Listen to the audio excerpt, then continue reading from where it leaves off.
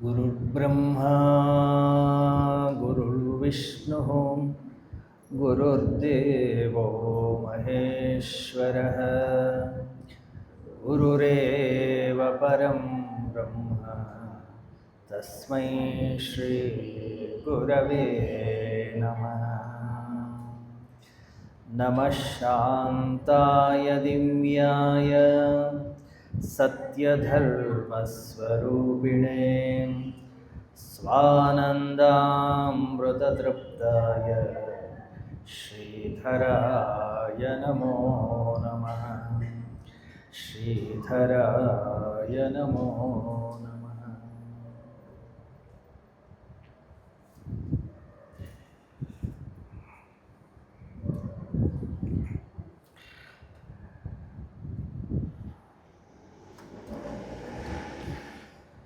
ಕಾಲಕಾಲಕ್ಕೆ ಅನೇಕ ಸಂತರುಗಳು ಆಗೋಗಿದ್ದಾರೆ. ಅದರಲ್ಲಿ ವರದಹಳ್ಳಿಯ ಶ್ರೀಧರ ಸ್ವಾಮಿ ಬಹಳ ವಿಶೇಷ.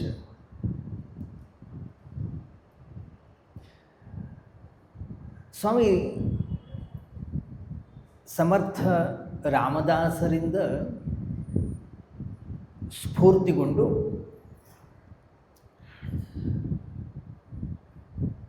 ಈ ಅಧ್ಯಾತ್ಮದ ಮಾರ್ಗಕ್ಕೆ ಬಂದಂತಹ ಬಹುದೊಡ್ಡ ಒಬ್ಬ ಸಂತ. ಡೇಟ್ ಪ್ರಕಾರ 7ನೇ ಡಿಸೆಂಬರು 1908 ಗುಲ್ಬರ್ಗಾದ ಲಾರ್ಡ್ ಚಿಂಚೋಳಿ ಅಂತಕ್ಕಂತಹ ಒಂದು ಊರಿನಲ್ಲಿ ಅವರು ಜನಿಸಿದರು. ಆರಂಭದಿಂದಲೂ ಕೂಡ ಒಂದಿಷ್ಟು ಅಧ್ಯಾತ್ಮದಲ್ಲಿ ಆಸಕ್ತಿ. ಅವರಿಗೆ ನಿಜವಾಗ್ಲೂ ಕೂಡ ಸಮರ್ಥ ರಾಮದಾಸರ ಒಂದು ಘಟನೆ ಎಷ್ಟು ಸ್ಫೂರ್ತಿ ಅಂತಂದರೆ, ಸಮರ್ಥ ರಾಮದಾಸರ ಮದುವೆ ರೆಡಿ ಆಗ್ತಾಯಿತ್ತು, ಮದುವೆ ಆಗುವಾಗ ಸುಮೂರ್ತೆ ಸಾವಧಾನ್ ಅಂತ ಹೇಳಿ ಮಂತ್ರವನ್ನು ಹೇಳ್ತಾ ಇದ್ರು. ನಮಗೆಲ್ಲ ಗೊತ್ತಿದೆ, ಹುಡುಗಿ ಇಬ್ಬರು ನಿಂತ್ಕೊಂಡಿದ್ದಾರೆ, ಮಧ್ಯದಲ್ಲಿ ಒಂದು ಬಟ್ಟೆ ಹಿಡ್ಕೊಂಡಿದ್ದಾರೆ, ಮಂತ್ರವನ್ನು ಹೇಳ್ತಾ ಇದ್ದಾರೆ. ಇನ್ನೇನು 6 ತಕ್ಷತೆಗೆಲ್ಲವೂ ಕೂಡ ರೆಡಿ ಆಗ್ತಾ ಇದೆ. ಸಾವಧಾನ್ ಸಾವಧಾನ್ ಅಂತ ಹೇಳೋದನ್ನು ಕೇಳಿದರು ಸಮರ್ಥ ರಾಮದಾಸರು. ಸಾವಧಾನ್ ಅಂದರೆ ಬಿ ಕೇರ್ಫುಲ್ ಅಂತ, ಎಚ್ಚರವಾಗಿರೋ. ಯಾಕೆ? ಹೊಸ ಆಶ್ರಮಕ್ಕೆ ನೀನು ಎಂಟರ್ ಆಗ್ತಾ ಇದೆಯಾ, ಹೊಸ ಆಶ್ರಮದ ಜೀವನವನ್ನು ಪ್ರವೇಶ ಮಾಡ್ತಾ ಇದೆಯಾ, ಅದರಿಂದ ಜಾಗರೂಕನಾಗಿರು ಅಂತಕ್ಕಂಥ ಒಂದು ಎಚ್ಚರ. ಯಾವಾಗ ಆ ಮಾತುಗಳನ್ನು ಸಮರ್ಥ ರಾಮದಾಸರು ಕೇಳಿದರು, ಅವರಿಗೆ ಗಾಬರಿ ಆಯಿತು. ಹೇ, ಇದೇನಿದು, ನಾನು ಏನೇನೋ ಮಾಡ್ತಾ ಇದ್ದೀನಿ, ಯಾವುದೂ ಸರಿ ಇಲ್ಲ ಅಂತ ಹೇಳಿ ಅವರು ಮದುವೆ ಮಂಟಪದಿಂದಲೇ ಓಡೋಗ್ಬಿಟ್ರಂತೆ ಸಮರ್ಥ ರಾಮದಾಸರು. ಈ ಒಂದು ಘಟನೆ ಅನ್ನೋಂಥದ್ದು ಏನಿದೆ, ಶ್ರೀಧರ ಸ್ವಾಮಿಗಳ ಮೇಲೆ ಬಹಳಷ್ಟು ಪರಿಣಾಮಕಾರಿ. ಯಾಕೆಂದರೆ ಶ್ರೀಧರ ಸ್ವಾಮಿಯ ಅಂತಃಕರಣದಲ್ಲೂ ಕೂಡ ವೈರಾಗ್ಯ ಅನ್ನೋಂಥದ್ದು ಎಷ್ಟು ಉತ್ಕೃಷ್ಟವಾಗಿತ್ತು ಅಂತಂದರೆ, ವೈರಾಗ್ಯಕ್ಕೆ ಸಂಬಂಧಪಟ್ಟಂತಹ ಯಾವುದೇ ಘಟನೆಗಳಿರಲಿ ಅದು ಅವ್ರ ಮೇಲೆ ಬಹಳಷ್ಟು ಪ್ರಭಾವಶಾಲಿಯಾಗಿತ್ತು. ನಮ್ಮ ಹಾಗೆ ಹುಟ್ಟಿದವರು ಅವರು ಕೂಡ, ನಮ್ಮ ಹಾಗೆ ಬೆಳೆದವರು ಅವರು ಕೂಡ, ಅವರ ಜೀವನದಲ್ಲೂ ನಾನಾ ಥರ ಕಷ್ಟ ಕಾರ್ಪಣ್ಯಗಳು, ಸಮಸ್ಯೆಗಳು. ಮನೆಯಲ್ಲಿ ಚಿಕ್ಕ ವಯಸ್ಸಿನಲ್ಲೇ ತಂದೆಯನ್ನು ಕಳ್ಕೊಂಡ್ರು, ತಾಯಿಯವರನ್ನು ನೋಡಿಕೊಂಡ್ರು. ಅವರನ್ನ ಒಬ್ಬ ಇದ್ದ, ಅವನು ಎಲ್ಲವನ್ನು ಕೂಡ ನಡೆಸ್ತಾ ಇದ್ದ ಜೀವನವನ್ನು, ಸಂಸಾರವನ್ನು. ಕೆಲವೇ ವರ್ಷಗಳಲ್ಲಿ ಅವನು ಕೂಡ ಸತ್ತು ಹೋದ. ಬಹಳ ಕಷ್ಟ ಇತ್ತು ಜೀವನದಲ್ಲಿ. ಯಾವಾಗಲೂ ಕೂಡ ತಾಯಿ ಒಳ್ಳೊಳ್ಳೆಯ ಕಥೆಗಳನ್ನು, ಸಂಸ್ಕಾರವನ್ನು ಕೊಡ್ತಕ್ಕಂತಹ ವಿಚಾರಗಳನ್ನು ಹೇಳ್ತಾ ಇದ್ಲು. ಅದು ಆ ಶ್ರೀಧರ ಸ್ವಾಮಿಯ ಮೇಲೆ, ಶ್ರೀಧರ ಅವರ ಹೆಸರು ಶ್ರೀಧರ ಅಂತಷ್ಟೇ, ಬಹಳಷ್ಟು ಪರಿಣಾಮಕಾರಿಯಾಗಿತ್ತು. ಎಷ್ಟು ಸ್ಫೂರ್ತಿಗೊಂಡ್ರು ಅಂತಂದರೆ, ಸಮರ್ಥ ರಾಮದಾಸರ ಏನೊಂದು ಸಮಾಧಿ ಇದೆ ಸಜ್ಜನಗಡಕ್ಕೆ ಹೋದರೂ ಅಲ್ಲಿ ಇರಲಿಕ್ಕೆ ಶುರು ಮಾಡಿದರು. ಅವರ ವಿಚಾರಗಳು, ಅವರ ಜೀವನ ಪದ್ಧತಿ ಈ ಶ್ರೀಧರರ ಮೇಲೆ ಎಷ್ಟೊಂದು ಪರಿಣಾಮಕಾರಿಯಾಗಿತ್ತು ಅಂತಂದರೆ, ಯಾವುದೋ ಒಬ್ಬ ಗುರುವಿನ ಬಳಿ ಹೋಗಬೇಕು, ಅವನ ಹತ್ರ ಉಪದೇಶವನ್ನು ಪಡಿಬೇಕು, ಅವನ ಹತ್ರ ದೀಕ್ಷೆಯನ್ನು ಪಡಿಬೇಕು ಅಂತಕ್ಕಂಥದ್ದು ಕೂಡ ಇಲ್ಲ. ಅವರ ಅಂತಃಕರಣದಲ್ಲಿ ಸಮರ್ಥ ರಾಮದಾಸರೇ ನನ್ನ ಗುರುಗಳು.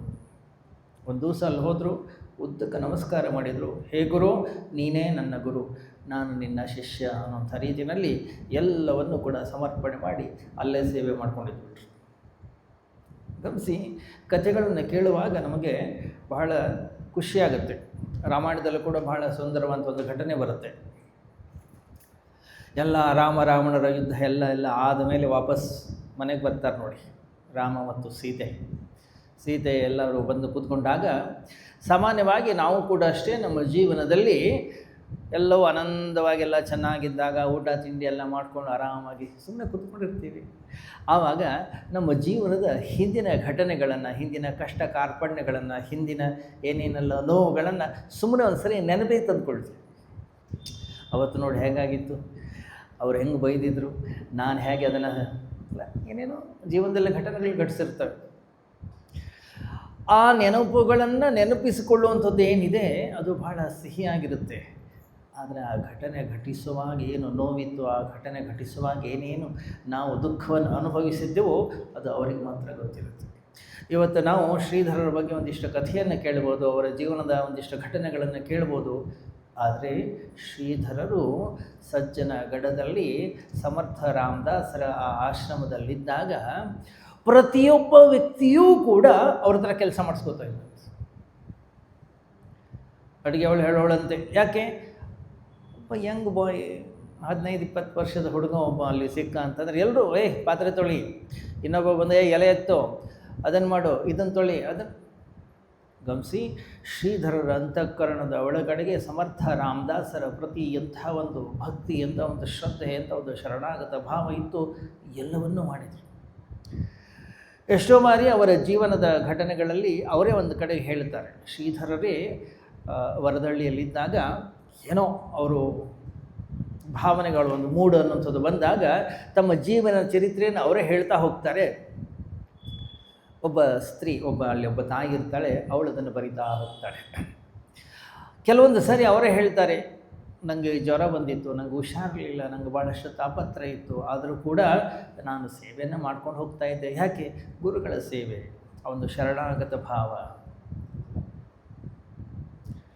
ಅವರೇ ಒಂದು ಕಡೆಗೆ ಹೇಳ್ತಾರೆ, ದತ್ತನ ಸಂಪ್ರದಾಯ, ಅಲ್ಲಿ ಸಮರ್ಥ ರಾಮದಾಸರು ಮತ್ತು ಈ ಶ್ರೀಧರರ ಒಂದು ಸಂಪ್ರದಾಯ ದತ್ತನ ಸಂಪ್ರದಾಯ.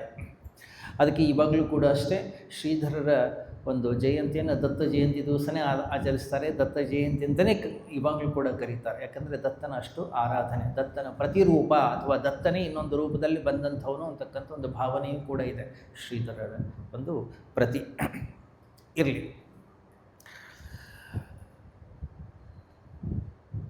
ಎಂತಹ ಕಠಿಣತರವಾದಂತಹ ತಪಸ್ಸನ್ನು ಶ್ರೀಧರರು ಆಚರಿಸ್ತಾ ಇದ್ದರು ಅಂತಂದರೆ, ಎಲ್ಲರ ಮನೆಗೆ ಹೋಗಿ ಮಧುಕರಿ ಮನೆಗೆ ಹೋಗಿ ಭಿಕ್ಷೆಯನ್ನು ಸ್ವೀಕಾರ ಮಾಡ್ಕೊಂಡು ಬರೋರಂತೆ. ಭಿಕ್ಷೆಯನ್ನು ಸ್ವೀಕಾರ ಮಾಡ್ಕೊಂಡು ಬಂದು ಅಲ್ಲಿ ಭೀಮಾ ತೀರ ಏನಿದೆ ಅಲ್ಲಿ ಹೋಗಿ ಅಲ್ಲಿ ಸ್ನಾನ ಮಾಡೋರು. ಸ್ನಾನ ಮಾಡುವಾಗ ಏನೇನು ಅವರು ಕಟ್ಕೊಂಡು ಬಂದಿದ್ರಲ್ಲ, ಭಿಕ್ಷೆಯನ್ನು ಬೇಡ್ಕೊಂಡು ಬಂದಿದ್ರು, ಒಂದು ಬಟ್ಟೆಯಲ್ಲಿ ಅದನ್ನು ಚೆನ್ನಾಗಿ ಕಟ್ಟಿಡೋರು. ಕಟ್ಟಿ ಏನು ನದಿ ಹರಿತಾ ಇತ್ತು, ಹರಿಯುವ ನದಿಯಲ್ಲಿ ಆ ಗಂಟನ್ನು ಮುಳುಗಿಸಿಡ್ತಿದ್ರು. ಅದ್ರ ಮೇಲೆ ಒಂದು ಕಲ್ಲು ಇಡ್ತಾಯಿದ್ರು, ನೀರು ಅದ್ರ ಮೇಲೆ ಹರಿದು ಹೋಗ್ತಾ ಇತ್ತು. ಇವರು ಏನು ಭಿಕ್ಷೆ ಬೇಡ್ಕೊಂಡು ಬಂದಿದ್ದಾರೆ, ಆ ಅನ್ನ ಅಥವಾ ಅದೇನೋ ಭಿಕ್ಷೆ ಬಂದಿತ್ತು ಅದರ ಮೇಲೆ ಮಧುಕರಿ. ಇವರು ಸ್ನಾನಾದಿಗಳನ್ನೆಲ್ಲ ಮಾಡಿ ಆಮೇಲೆ ಅದನ್ನು ಹೊರಗೆ ತೆಗಿತಿದ್ರು. ಏನಿದೆ ಅದರಲ್ಲ, ಉಪ್ಪಿಲ್ಲ, ಹುಳಿ ಇಲ್ಲ, ಖಾರ ಇಲ್ಲ, ಏನಿಲ್ಲ. ಯಾಕೆ? ಎಲ್ಲವೂ ಕೂಡ ಸ್ವಚ್ಛ ಆಗೋಗ್ಬಿಟ್ಟಿದೆ. ಆಮೇಲೆ ಅದನ್ನು ಅರ್ಧ ಭಾಗ ಮಾಡಿ ಅರ್ಧ ಭಾಗವನ್ನು ಪಶು ಪಕ್ಷಿ ಪ್ರಾಣಿಗಳಿಗೆ ಕೊಡ್ತಾ ಇದ್ರಂತೆ, ಇನ್ನು ಅರ್ಧ ಭಾಗವನ್ನು ಅವರು ಸ್ವೀಕಾರ ಮಾಡ್ತಾಯಿದ್ರು. ಯಾಕೆ?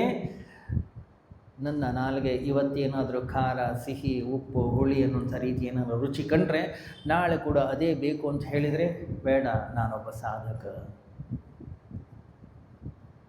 ನನ್ನ ಜೀವನ ಅಂತಂದರೆ ಹೇಗಿರಬೇಕು, ನನ್ನ ಅಂತಃಕರಣದಲ್ಲಿ ಯಾವುದೇ ರೀತಿಯ ಕಾಮನೆಗಳು, ನನ್ನ ಅಂತಃಕರಣದ ಒಳಗಡೆಗೆ ಯಾವುದೇ ರೀತಿಯ ಬಯಕೆಗಳು ಅನ್ನೋದು ಬರಬಾರದು. ಆ ರೀತಿಯಲ್ಲಿ ಜೀವನವನ್ನು ಮಾಡ್ಕೊಂಡ್ಬಂದವರು. ಅಲ್ಲೇ ಇದ್ದರು ಅನೇಕ ವರ್ಷಗಳ ಕಾಲ. ಏನೋ ಅವ್ರಿಗೊಂದು ಸಂದೇಶ ಬಂತು, ಹೇ ನೀನು ಇಲ್ಲಿರಬೇಡ, ದಕ್ಷಿಣದ ಕಡೆ ಹೋಗು. ಹಾಗೆ ಅವರು ಪಾದಯಾತ್ರೆಯನ್ನು ಮಾಡಿಕೊಂಡು ದಕ್ಷಿಣದ ಕಡೆಗೆ ಬರ್ತಾರೆ ನಡ್ಕೊಂಡು. ಹಾಗೆ ಶಿವಮೊಗ್ಗ, ಶಿರ್ಸಿ ಕೆಳಗಡೆ ಬಂದು ವರದಹಳ್ಳಿಯಲ್ಲಿ ಅವರು ಅಲ್ಲಿ ವಾಸವಾಗ್ತಾರೆ.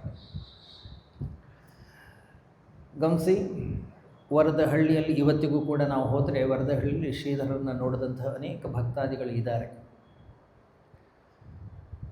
ಯಾಕಂದರೆ ನಾವೆಲ್ಲರೂ ಕೂಡ ಶ್ರೀಧರರ ಜೀವನ ಚರಿತ್ರೆಯನ್ನು ಓದಿ ಬೆಳೆದವರು. ಯಾಕಂತಂದರೆ ಶ್ರೀಧರರ ಜೀವನ ಚರಿತ್ರೆಯನ್ನು ಯಾವಾಗ ನಾವು ಓದ್ತೀವಿ, ಒಬ್ಬ ಸಾಧಕನಿಗೆ ಅತ್ಯಂತ ಸ್ಫೂರ್ತಿದಾಯಕವಾಗಿರ್ತಕ್ಕಂಥ ಚಿತ್ರಣಗಳಿವೆ, ಅಲ್ಲಿ ಅದ್ಭುತವಾದಂಥ ಘಟನೆಗಳು ಅದರಲ್ಲಿವೆ. ಯಾವ್ಯಾವ ರೀತಿಯ ಕಷ್ಟ ಕಾರ್ಪಣ್ಯಗಳು ಬರ್ತವೆ, ಯಾವ್ಯಾವ ರೀತಿಯ ತಾಪತ್ರಯಗಳು ಬರ್ತವೆ, ಶ್ರೀಧರರು ಅದನ್ನು ಹೇಗೆ ಎದುರಿಸಿದರು. ಗಮನಿಸಿ, ಯಾವತ್ತೂ ಕೂಡ ಅವರು ತಮ್ಮ ಜೀವನದಲ್ಲಿ ಜನರನ್ನು ಬೈದಿಲ್ಲ, ಸಮಾಜವನ್ನು ನಿಂದನೆ ಮಾಡಿಲ್ಲ. ಅವರಿಗೆ ಬಹಳಷ್ಟು ಜನ ತೊಂದರೆ ಕೊಟ್ಟಿದ್ದಾರೆ, ಬಹಳಷ್ಟು ಜನ ಸಮಸ್ಯೆಯನ್ನು ತಂದಿಟ್ಟಿದ್ದಾರೆ, ಬಹಳಷ್ಟು ಜನ ನೋವನ್ನುಂಟು ಮಾಡಿದ್ದಾರೆ. ಯಾವತ್ತೂ ಕೂಡ ಅವರು ಹೇಳಿಲ್ಲ. ಅವ್ರು ಹೇಳ್ತಾ ಇದ್ದದಷ್ಟೇ, ಸಾಧಕನ ಜೀವನದಲ್ಲಿ ಇವೆಲ್ಲವೂ ಕೂಡ ಸಹಜ, ಇದನ್ನು ನಮಗೆ ಭಗವಂತನೇ ಕೊಡ್ತಾನೆ, ನಾನು ಅದನ್ನು ಹೇಗೆ ಎದುರಿಸಬೇಕು ಅನ್ನೋದನ್ನು ಸ್ವತಃ ಶ್ರೀರಾಮ ನನಗೆ ತೋರಿಸ್ಕೊಟ್ಟಿದ್ದಾನೆ, ಅದರ ಪ್ರಕಾರ ನಾನು ಜೀವನವನ್ನು ಮಾಡಿದ್ದೇನೆ. ಇವತ್ತಿಗೂ ಕೂಡ ನೀವು ಒಂದು ವೇಳೆ ಸಾಗರದ ಹತ್ತಿರದಲ್ಲಿರ್ತಕ್ಕಂಥ ವರದಹಳ್ಳಿ ಅಲ್ಲಿ ಹೋದರೆ ದೊಡ್ಡ ಆಶ್ರಮ ಇದೆ.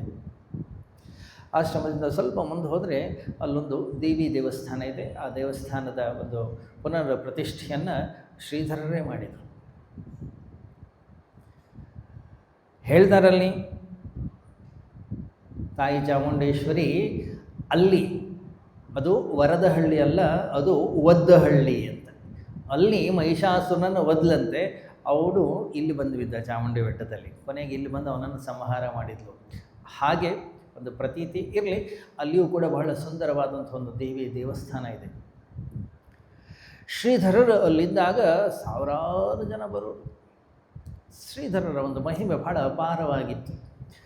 ಯಾಕೆ ಅಂತಂದರೆ ಆ ವ್ಯಕ್ತಿಯಲ್ಲಿರ್ತಕ್ಕಂಥ ತಪಸ್ಸು, ಆ ವ್ಯಕ್ತಿಯಲ್ಲಿರ್ತಕ್ಕಂಥ ಒಂದು ವೈರಾಗ್ಯ, ಆ ವ್ಯಕ್ತಿಯಲ್ಲಿರ್ತಕ್ಕಂಥ ಕೆಲವು ಸಿದ್ಧಿಗಳು ಎಷ್ಟು ಪ್ರಭಾವಶಾಲಿಯಾಗಿತ್ತು ಅಂತಂದರೆ ಪ್ರತಿಯೊಬ್ಬ ವ್ಯಕ್ತಿಯೂ ಕೂಡ ಅವರ ಹತ್ರ ಬರ್ತಿದ್ರು, ಅವರ ಹತ್ರ ಕೇಳೋರು. ಶ್ರೀಧರರಿಗೆ ಅಧ್ಯಾತ್ಮ ಯಾರೇ ಬರಲಿ, ಅಧ್ಯಾತ್ಮವನ್ನು ಕುರಿತು ಕೇಳಿದರೆ ಭಾಳ ಖುಷಿ, ಅವರಿಗೆ ಭಾಳ ಸಂತೋಷ. ಆದರೆ ಏನು ಮಾಡೋದು, ಇವತ್ತಲ್ಲ ಅನಾದಿ ಕಾಲದಿಂದಲೂ ಕೂಡ ಅಷ್ಟೇ ಈ ಜಗತ್ತಲ್ಲಿ ಅಧ್ಯಾತ್ಮಕ್ಕೆ ಆಸಕ್ತಿಯನ್ನು ಹೊಂದಿದವರು ಬಹಳ ಕಡಿಮೆ. ಇವತ್ತಿಗೂ ಕೂಡ ಪೂಜ್ಯ ಶ್ರೀಧರ ಸ್ವಾಮಿಯವರು ಮಾತಾಡಿರ್ತಕ್ಕಂಥ ಒಂದಿಷ್ಟು ಪ್ರವಚನಗಳು ಉಪಲಬ್ಧವಿವೆ. ಉಪನಿಷತ್ತುಗಳ ಮೇಲೆ, ಭಗವದ್ಗೀತೆಯ ಮೇಲೆ, ಸಂತರ ಮೇಲೆ, ದಾಸಬೋಧದ ಮೇಲೆ, ಮನಾಚೆ ಶ್ಲೋಕಗಳ ಮೇಲೆ ಸ್ವಲ್ಪ ಮಹಾರಾಷ್ಟ್ರದ ಒಂದು ಛಾಯೆ ಅವರ ಮೇಲೆ ಜಾಸ್ತಿ ಇದ್ದುದರಿಂದ ಮರಾಠಿಯನ್ನು ಕುರಿತಾದಂಥ ಅನೇಕ ಪಾಠ ಪ್ರವಚನಗಳನ್ನು ಪೂಜ್ಯರು ಮಾಡಿದ್ದಾರೆ. ಇವತ್ತಿಗೂ ಕೂಡ ಉಪಲಬ್ಧವಿವೆ. ರಾಗದ್ವೇಷಗಳಿಂದ ಅವರು ರೆಕಾರ್ಡ್ ಮಾಡಿಟ್ಟಂಥ ಅನೇಕ, ಅವಾಗೆಲ್ಲ ಕೆಸೆಟ್ಗಳ ಕಾಲ. ಇನ್ನು ರಾಗದ್ವೇಷಗಳ ಈ ಒಂದು ವಿಚಿತ್ರವಾದಂತಹ ಈ ದುರ್ಘಟನೆಯಲ್ಲಿ ಅವರ ಅನೇಕ ಕ್ಯಾಸೆಟ್ಗಳು ಡಿಲೀಟ್ ಆಗೋಯಿತು. ಯಾರೋ ಒಬ್ಬ ವ್ಯಕ್ತಿ ಅದನ್ನು ಅಳಿಸಿ ಹಾಕಿದ. ಇರಲಿ, ಯಾವುದೋ ಒಂದು ಕ್ಯಾಸೆಟ್ನಲ್ಲಿ ಪೂಜ್ಯ ಶ್ರೀಧರರು ಒಂದು ಕಡೆ ಬಹಳ ಸುಂದರವಾದಂಥ ಮಾತನ್ನು ಹೇಳ್ತಾರೆ. ನನ್ನ ಹತ್ರ ಎಂತಹ ಅದ್ಭುತವಾದಂತಹ ಸಂಪತ್ತಿತ್ತು, ಯಾರೂ ಅದನ್ನು ಕೇಳಲೇ ಇಲ್ಲ. ಅನೇಕರು ಬರ್ತಿದ್ದರು ಶ್ರೀಧರರ ಬಳಿ, ಯಾರೋ ಜಾತಕ ಇಟ್ಕೊಂಡು ಬರ್ತಿದ್ರು, ಯಾರೋ ನಾನು ವ್ಯಾಪಾರ ಮಾಡ್ತೀನಿ, ಶುಭ ಮುಹೂರ್ತ ತೆಗೆದುಕೊಡಿ ಅಂತ ಹೇಳ್ತಿದ್ರು. ನಾನು ಇದು ಬಿಸ್ನೆಸ್ ಮಾಡ್ತಾಯಿದ್ದೀನಿ, ಇದರಲ್ಲಿ ಯಶಸ್ವಿ ಆಗ್ತೀನೋ ಇಲ್ಲೋ ಅಂತ ಹೇಳ್ತಿದ್ರು. ನಮ್ಮಲ್ಲಿ ಏನೇನೋ ಬ್ರಹ್ಮ ರಾಕ್ಷಸರ ಕಾಟ, ಭೂತಗಳ ಕಾಟ, ಆ ಕಾಟ, ಈ ಕಾಟ, ಅದಕ್ಕೆ ಏನು ಮಾಡಲಿ, ಏನು ಪೂಜೆ ಮಾಡಿಸ್ಲಿ, ಏನು ಹೇಳಿ, ಏನೇನೋ ಪ್ರಶ್ನೆಗಳನ್ನು ಕೇಳೋ. ಆ್ಯಕ್ಚುಲಿ ಶ್ರೀಧರರಿಗೆ ಅದರಲ್ಲಿ ಅಂಥ ಹೆಚ್ಚಿನ ಆಸಕ್ತಿ ಇರಲಿಲ್ಲ. ಆದರೂ ಕೂಡ ಅಂಥವ್ರಿಗೂ ಕೂಡ ಒಂದು ಸಮಾಧಾನವನ್ನು ಕೊಡ್ತಾಯಿದ್ರು. ಯಾಕೆಂದರೆ ಇವತ್ತಲ್ಲ ನಾಳೆ ಈ ವ್ಯಕ್ತಿ ಅಧ್ಯಾತ್ಮದ ಕಡೆಗೆ ಬಂದರೂ ಬರಬಹುದು. ಒಂದು ಸರಿ ಅವರು ಸಾಗರಕ್ಕೆ ಬಂದಾಗ, ಸಾಗರದಲ್ಲಿ ಅಲ್ಲೊಂದು ದತ್ತ ಮಂದಿರ ಇದೆ ಸಾಗರದಲ್ಲಿ. ಅಲ್ಲೇ ದತ್ತ ಮಂದಿರದಲ್ಲಿ ಉಳ್ಕೊಂಡಿದ್ರು. ಭಾಳ ಯಂಗು ಯುವಕ ಇನ್ನೂ ಆವಾಗ. ಹಾಗೇನೇನೋ ಭಿಕ್ಷೆ ಬೇಡ್ಕೊಂಡು ಬರ್ತಿದ್ರು. ಶರೀರ ನೋಡಿ, ಎಲ್ಲರ ಶರೀರಕ್ಕೂ ಕೂಡ ಒಂದಿಷ್ಟು ವ್ಯತ್ಯಾಸಗಳಾಗ್ತವೆ. ಹಾಗೆ ಆವಾಗ ಅವ್ರಿಗೆ ಒಂದಿಷ್ಟು ಜ್ವರ ಬಂತು. ಜ್ವರ ಬಂದಾಗ ಏಳಲಿಕ್ಕೆ ಆಗಲಿಲ್ಲ, ಅವ್ರಿಗೆ ಒಂದು ಕಡೆ ಮಲ್ಕೊಂಡಿದ್ರು. ಯಾರೋ ಒಬ್ಬ ವೃದ್ಧೆ ಪ್ರತಿ ದಿವಸವೂ ಕೂಡ ದತ್ತ ಮಂದಿರಕ್ಕೆ ಬರ್ತಿದ್ರು, ಒಂದು ನಮಸ್ಕಾರ ಮಾಡಿ ಹೋಗೋರು. ಯಾಕೋ ಏನೋ ಅವ್ರಿಗೆ ಏನು ಅನ್ನಿಸ್ತೋ ಗೊತ್ತಿಲ್ಲ, ಯಾಕೆ ಇದೊಂದು ಹುಡುಗ ಇವತ್ತು 2-3 ದಿವಸದಿಂದ ಇಲ್ಲಿ ಮಲ್ಕೊಂಡಿದ್ದಾನಲ್ಲ, ಏನಿದು ಅಂತೇಳಿ ಹೋಗಿ ನೋಡ್ತಾರೆ. ಮೈ ಮುಟ್ಟುತ್ತಾರೆ, ಕೆಂಡ, ಅಷ್ಟು ಜ್ವರ. ತಕ್ಷಣಕ್ಕೆ ಮನೆಗೆ ಹೋಗಿ ಒಂದಿಷ್ಟು ಏನೋ ಒಂದು ಕಷಾಯ ಇದನ್ನೆಲ್ಲ ಮಾಡ್ಕೊಂಡು ಬಂದು ಅವೆಲ್ಲ ಕೊಡ್ತಾರೆ, ಶುಶ್ರೂಷೆಯನ್ನು ಮಾಡ್ತಾರೆ. ಶ್ರೀಧರ ಕೊನೆಗೆ ಹೇಳ್ತಾರೆ, ಇವಳೇ ನನ್ನ ತಾಯಿ ಅಂಥೇಳಿ ಒಂದು ಕಡೆಗೆ ಅವರು. ಹಾಗೆ ಯಾರ್ಯಾರೋ ಬೆಳೆಸಿದ್ದಾರೆ ಶ್ರೀಧರರನ್ನು. ಅಷ್ಟು ಮಾತ್ರ ಅಲ್ಲ, ಯಾವುದೇ ವ್ಯಕ್ತಿ ಅಧ್ಯಾತ್ಮದ ಜ್ಞಾನವನ್ನು ಬಯಸಿ ಬಂದನೋ ಶ್ರೀಧರರು ಅವರಿಗೆ ಆ ಜ್ಞಾನವನ್ನು ಕೊಟ್ಟಿದ್ದಾರೆ. ಒಂದು ವೇಳೆ ಇವತ್ತಿಗೂ ಕೂಡ ನಾವು ಶ್ರೀಧರರ ಆ ವರದಹಳ್ಳಿ ಆಶ್ರಮಕ್ಕೆ ಹೋದರೆ ಅಲ್ಲಿ ಕೆಲವೆಲ್ಲ ಬಹಳ ವಿಚಿತ್ರವಾದಂಥ ಘಟನೆಗಳಿವೆ. ಅಲ್ಲಿ ಕೆಳಗಡೆಗೆ ಅಲ್ಲೊಂದು ತೀರ್ಥ ಇದೆ, ಶ್ರೀಧರ ತೀರ್ಥ ಅಂಥೇಳಿ. ಅಲ್ಲಿ ನೀರೇ ಇರಲಿಲ್ಲ. ನಿಜ ಹೇಳಬೇಕಂತಂದ್ರೆ ಮಲೆನಾಡು. ಅಲ್ಲಿ ಅವರ ತಪಸ್ಸಿನ ಬಲದಿಂದ ಗಂಗೆಯ ಉದಯವಾಯಿತು ಅಂಥೇಳಿ ಒಂದು ಪ್ರತೀತಿ. ಎಂಥ ಆಶ್ಚರ್ಯ ಅಂತಂದರೆ, ಎಂತಹ ಬೇಸಿಗೆ ಕಾಲವೇ ಇರಲಿ, ಎಲ್ಲೂ ಕೂಡ ನೀರಿಲ್ಲದೆ ಇದ್ದರೂ ಕೂಡ ಅಲ್ಲಿ ಮಾತ್ರ ನೀರು ತೊಟ್ಟಿಗ್ತಾನೆ ಇರ್ತದೆ, ನೀರು ಬೀಳ್ತಾನೇ ಇರುತ್ತೆ. ಎಷ್ಟರ ಮಟ್ಟಿಗೊಂದು ಭಾವನೆ ಅಂತಂದರೆ, ಏನೇ ರೋಗ ರುಜಿನಗಳಿರಲಿ ಅಲ್ಲಿ ಸ್ನಾನವನ್ನು ಮಾಡಿದರೆ ಆ ರೋಗ ರುಜಿನಗಳು ವಾಸಿ ಆಗ್ತವೆ. ಯಾಕೆ? ಶ್ರೀಧರರ ತಪಸ್ಸಿನ ಒಂದು ಫಲ.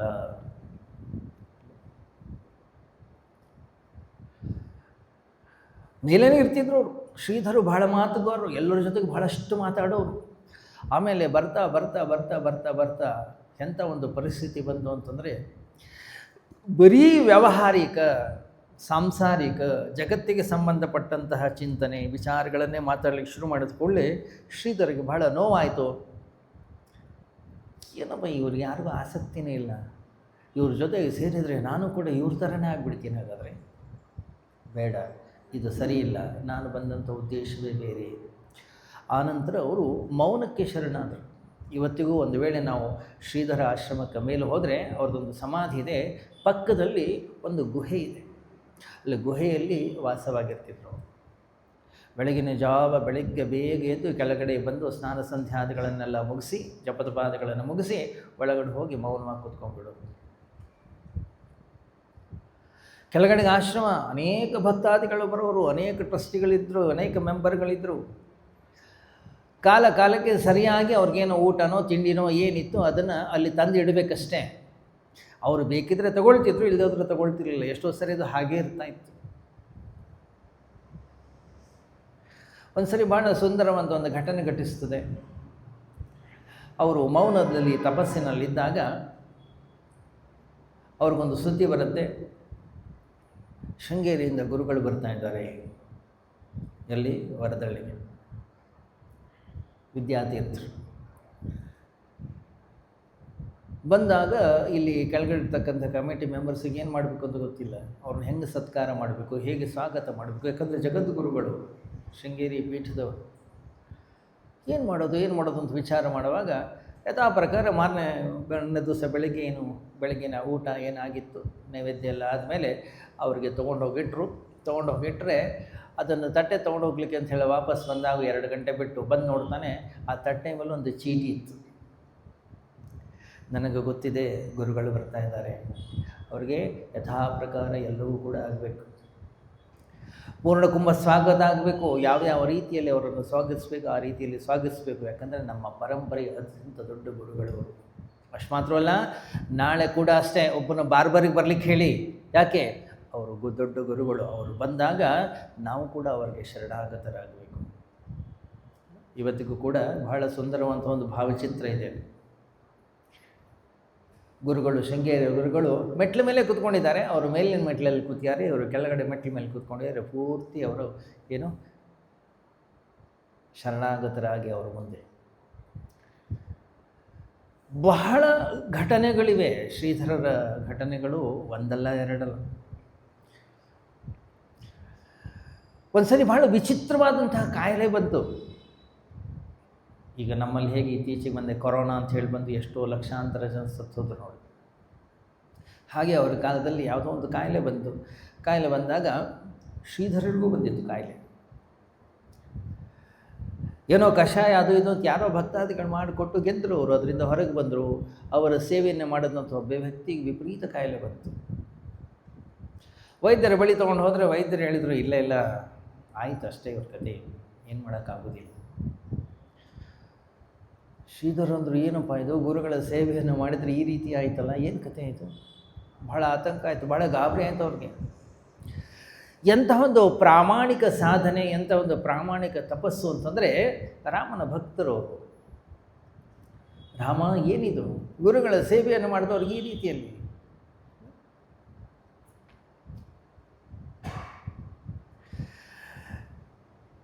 ವಾಸಿ ಆಯಿತು ಅವ್ರಿಗೆ ರೋಗ. ಆದರೆ ಯಾವತ್ತೂ ಕೂಡ ಶ್ರೀಧರರು ತಮ್ಮ ವಿಭೂತಿಯನ್ನು, ತಮ್ಮ ಮಹಿಮೆಯನ್ನು ಈ ಜಗತ್ತಿಗೆ ತೋರಿಸ್ಕೊಟ್ಟಿಲ್ಲ. ಆದರೆ ಭಾಳಷ್ಟು ಜನ ಬರೋರು ಅವ್ರ ಹತ್ರ. ಶ್ರೀಧರರು ಎಷ್ಟು ಸುಪ್ರಸಿದ್ಧರಾಗಿದ್ದರು ಅಂತಂದರೆ ಅವ್ರ ಹತ್ರ ಮಾತಾಡಲಿಕ್ಕೆ, ಅವರ ದರ್ಶನವನ್ನು ಮಾಡಲಿಕ್ಕೆ ಜನ ಕ್ಯೂ ನಿಂತಿರೋರು. ಆದರೆ ಅವರು ಹೊರಗೆ ಬರ್ತಿರಲಿಲ್ಲ ಗುಹೆಯಿಂದ. ನಾನು ಸಾಗರದಲ್ಲಿದ್ದಾಗ ಭಾಳ ಸುಂದರವಾದ ಒಂದು ಘಟನೆಯನ್ನು ಹೇಳಿದ್ರು ಒಬ್ಬರು. ನಾನು ಬಹಳಷ್ಟು ಜನರನ್ನು ಹುಡುಕ್ತಾ ಇದ್ದೆ. ಶ್ರೀಧರನ ನೋಡಿದವ್ರು ಯಾರಿದ್ದಾರೆ, ಶ್ರೀಧರ ಜೊತೆಗೆ ಒಡನಾಡಿದವ್ರು ಯಾರಿದ್ದಾರೆ, ಶ್ರೀಧರ ಜೊತೆಗೆ ಮಾತನಾಡಿದವ್ರು ಯಾರಿದ್ದಾರೆ, ಶ್ರೀಧರ ಜೊತೆಗೆ ಜೀವನವನ್ನು ಮಾಡಿದವ್ರು ಯಾರಿದ್ದಾರೆ, ಸುಮ್ಮನೆ ಅವ್ರ ಜೊತೆ ಮಾತಾಡೋಣ.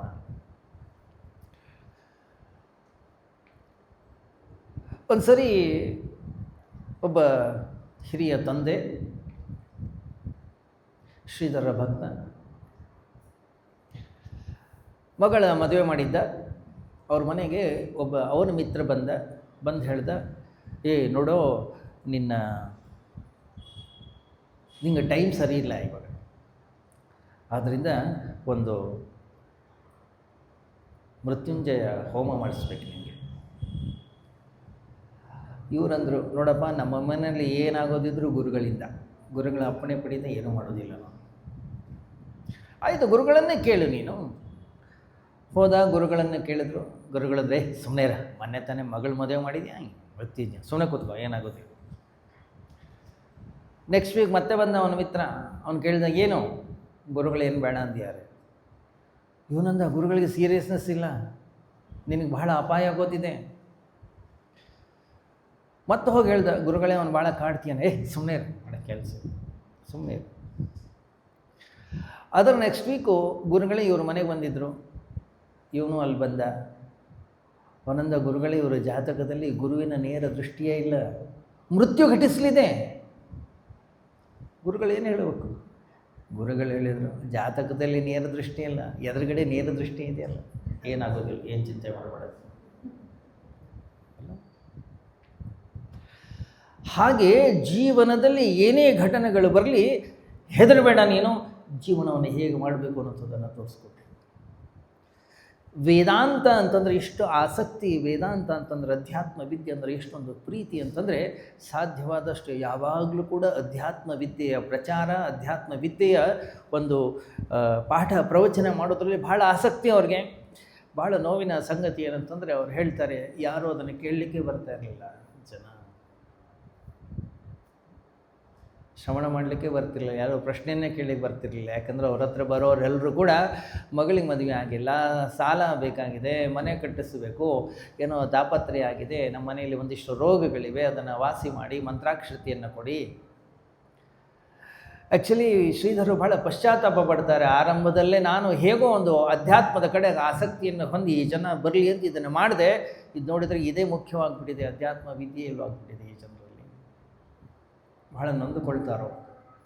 ಆದರೂ ಕೂಡ ಯಾವಾಗಲೂ ಆಧ್ಯಾತ್ಮಿಕ ಚಿಂತನೆಯಲ್ಲಿ ತಮ್ಮನ್ನು ತಾವು ತೊಡಗಿಸಿಕೊಂಡವರು ಪೂಜ್ಯ ಶ್ರೀಧರು. ಅಂತಃಕರಣದಲ್ಲಿ ರಾಮನ ಮೇಲೆ ಅತಿಯಾದ ಒಂದು ಭಕ್ತಿ, ರಾಮನ ಮೇಲೆ ಅತಿಯಾದ ಒಂದು ಪ್ರೀತಿ. ಏನು ಬರೆದ್ರೂ ಕೂಡ ರಾಮನಿಗೆ. ಹಾಗೆ ಬರೆದಂತಹ ಇದೊಂದು ಕೃತಿ ಶ್ರೀ ರಾಮಭದ್ರ ಸ್ತೋತ್ರ, ದಶೋಪನಿಷತ್ಸಾರ ಶ್ರೀರಾಮಭದ್ರ ಸ್ತೋತ್ರ. 10 ಉಪನಿಷತ್ತುಗಳ ಸಾರ ಯಾರಿಗೆ ಸಮರ್ಪಣೆಯಾಗಿದೆ? ಅಂತಃಕರಣದ ಆರಾಧ್ಯ ದೈವ ಶ್ರೀರಾಮನಿಗೆ ಸಮರ್ಪಣೆಯಾಗಿದೆ. ಗಮನಿಸಿ, ಸಾಮಾನ್ಯವಾಗಿ ನಾವು ಉಪನಿಷತ್ತುಗಳನ್ನು, ಭಗವದ್ಗೀತೆಯನ್ನು ಅಥವಾ ಪ್ರಕರಣ ಗ್ರಂಥಗಳನ್ನು ಯಾವಾಗ ನಾವು ಶ್ರವಣವನ್ನು ಮಾಡ್ತೀವಿ, ಶ್ರವಣ ಮಾಡಿ ಆದ ಮೇಲೆ ನಮ್ಮ ಮನಸ್ಸಿನ ಒಂದು ಗುಣ ಏನಂತಂದರೆ, ಏನಾದರೂ ಒಂದು ಹೊಸದನ್ನು ಕಲಿಬೇಕು, ಹೊಸದನ್ನು ನೋಡಬೇಕು, ಹೊಸದನ್ನು ಮಾಡಬೇಕು ಅಲ್ಲ. ಅದೇ ಅಕ್ಕಿ, ಅದೇ ಬೇಳೆ, ಅದೇ ತರಕಾರಿ, ಅದೇ ಮಸಾಲೆ ಸಾಮಾನೇ, ಆದರೆ ಒಂದೇ ಥರ ಮಾಡ್ಕೊಂಡು ತಿನ್ನಲ್ಲ. ಇನ್ನೊಂದು ಸ್ವಲ್ಪ ವ್ಯತ್ಯಾಸ ಮಾಡ್ತೀವಿ. ಒಂದು ದಿವಸ ದೋಸೆ ಮಾಡ್ತೀವಿ, ಒಂದು ದಿವಸ ಇಡ್ಲಿ ಮಾಡ್ತೀವಿ, ಇನ್ನೊಂದು ದಿವಸ ಉಪ್ಪಿಟ್ಟು ಮಾಡ್ತೀವಿ, ಇನ್ನೊಂದು ದಿವಸ ಇನ್ನೇನೋ ಮಾಡ್ತೀವಿ ನಾವು. ಹಾಗೆ ಅದೇ ವೇದಾಂತ, ಅದೇ ಉಪನಿಷತ್ತಿನ ಮಂತ್ರಗಳು, ಅದೇ ಉಪನಿಷತ್ತಿನ ಒಂದು ಚಿಂತನೆ, ಆದರೆ ಹೊಸ ರೀತಿಯಲ್ಲಿ ಅದನ್ನು ಮುಂದಿಡತಕ್ಕಂಥ ಒಂದು ಶೈಲಿ ಪೂಜ್ಯ ಶ್ರೀಧರರು. ಹಾಗೆ ಪೂಜ್ಯ ಶ್ರೀಧರರಿಂದ ರಚಿಸಲ್ಪಟ್ಟಂತಹ ದಶೋಪನಿಷತ್ ಸಾರ, ಒಂದೊಂದು ಶ್ಲೋಕದಲ್ಲಿ ಒಂದೊಂದು ಉಪನಿಷತ್ತಿನ ಸಾರಾಂಶವನ್ನು ಹೇಳ್ತಾ ಹೋಗ್ತಾರೆ. ಬಹಳ ಸುಂದರವಾಗಿದೆ, ಬಹಳ ರಮಣೀಯವಾಗಿದೆ, ಬಹಳ ಅದ್ಭುತವಾದಂಥ ಒಂದು ರಚನೆಯನ್ನು ಮಾಡಿದ್ದಾರೆ. ನಾವು ನಾಳೆಯಿಂದ ಒಂದೊಂದೇ ಶ್ಲೋಕವನ್ನು ಚಿಂತನೆ ಮಾಡೋಣ. ಶ್ರೀರಾಮ್ ಜಯ ರಾಮ್ ಜಯ ಜಯ ರಾಮ್,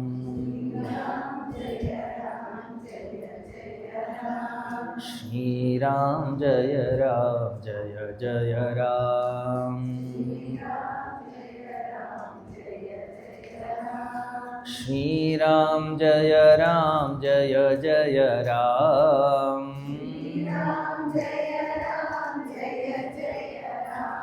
ಶ್ರೀರಾಮ್ ಜಯ ರಾಮ್ ಜಯ ಜಯ ರಾಮ್,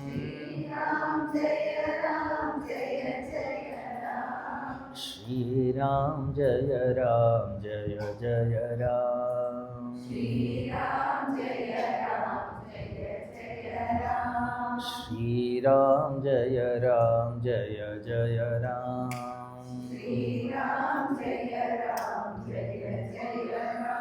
ಶ್ರೀರಾಮ್ ಜಯ ರಾಮ್ ಜಯ ಜಯ ರಾಮ್,